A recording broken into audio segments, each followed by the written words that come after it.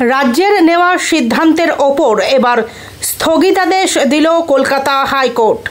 এখনই ভাতা দেওয়া যাবে না গ্রুপ সি এবং গ্রুপ ডির চাকরিহারা কর্মীদের।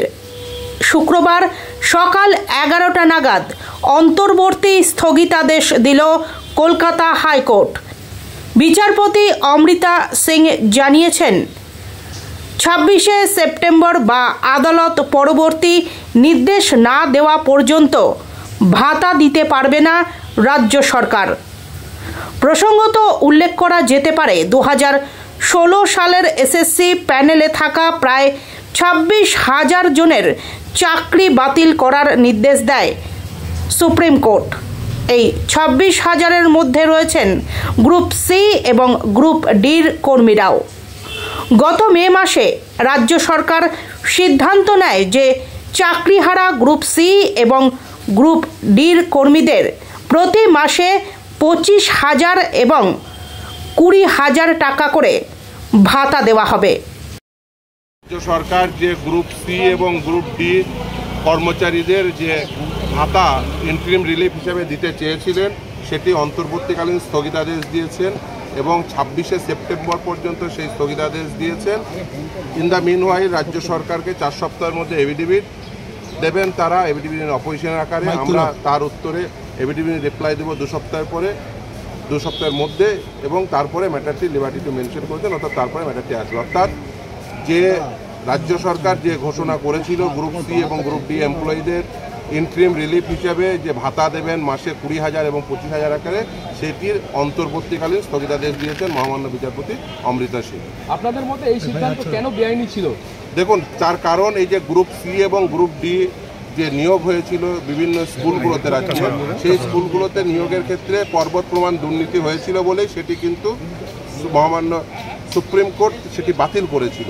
বাতিল করার পরে সেখানে even West Bengal board of secondary education তারা চেয়েছিলেন যে অন্ততপক্ষে কিছুদিনের জন্য তারা স্কুলে যান।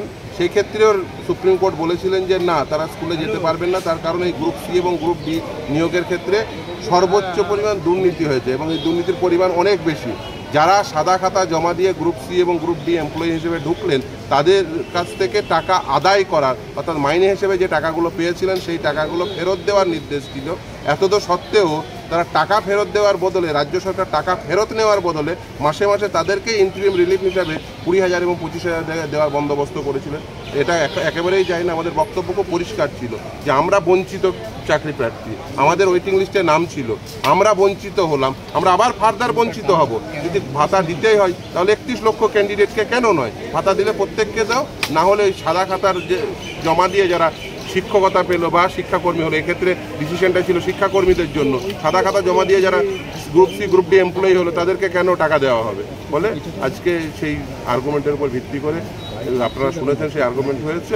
আদালত উভয় পক্ষের কথা শুনে আজকে রায় প্রদান করেছেন, আজকে নির্দেশ দিয়েছেন যে অন্তর্বর্তীকালীন স্থগিতাদেশ থাকবে 26 তারিখ পর্যন্ত, 26শে সেপ্টেম্বর পর্যন্ত। 4 সপ্তাহের মধ্যে রাজ্য সরকার এফিডেভিট দেবে, তার রিপ্লাই আমরা 2 সপ্তাহের মধ্যে এফিডেভিট দেবো, তারপরে ম্যাটারটি আবার শোনানোর জন্য। অভিযোগ এটা ছিল যে দুর্নীতির পাশে দাঁড়াবার জন্য সরকার এই পদক্ষেপ করছে। একদমই। দেখুন, তার কারণ হচ্ছে এই যে দুর্নীতি হয়েছে গ্রুপ সি এবং গ্রুপ ডিতে, সেই দুর্নীতির সঙ্গে সংশ্লিষ্ট রয়েছে অনেকেই, সরকারি আধিকারিক যেমন রয়েছে সেমন মন্ত্রিসভার সদস্যও রয়েছে। যারা দুর্নীতির সঙ্গে যুক্ত সেই সমস্ত ব্যক্তিদের কাছ থেকে টাকা আদায় করার নির্দেশ ছিল। রাজ্য সরকার এখনো পর্যন্ত কোনো টাকা আদায় করার কোনো প্রকার পদক্ষেপ নেয়নি, এবং শুধু তাই নয়, আমি আর্গুমেন্টের সময় দেখিয়েছিলাম যে কিভাবে টাকা আদায় করতে হবে, সেটাও কিন্তু মহামান্য কলকাতা হাইকোর্ট মহামান্য বিচারপতি দেবাংশু বসাকের ডিভিশন বেঞ্চ সে কথা বলেছিলেন। সেখানে তখন বলেছিলেন যে ডিস্ট্রিক্ট ম্যাজিস্ট্রেটের উপর নির্দেশ ছিল ল্যান্ড রেভিনিউ আকারে সেই টাকাগুলো আদায় করতে হবে, কিন্তু এখনো পর্যন্ত কোনো প্রকার পদক্ষেপ আমরা দেখিনি।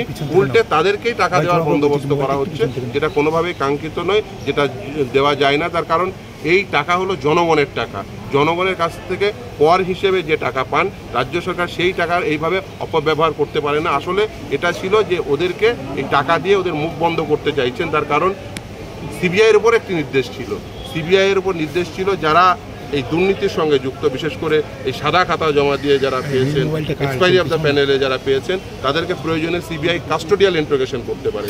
একে এরা পয়সার বিনিময়ে চাকরি পেয়েছেন, তারপরে এদের কাস্টোডিয়াল ইন্টারোগেশন যদি হয় তাহলে এরা মুখ খুলতে পারে, তাহলে আরও অনেকের নাম আসতে পারে এদের মুখ বন্ধ করানোর জন্য ভোট পথে টাকা দেওয়ার বন্দোবস্ত। আরেকবার যদি বলেন যে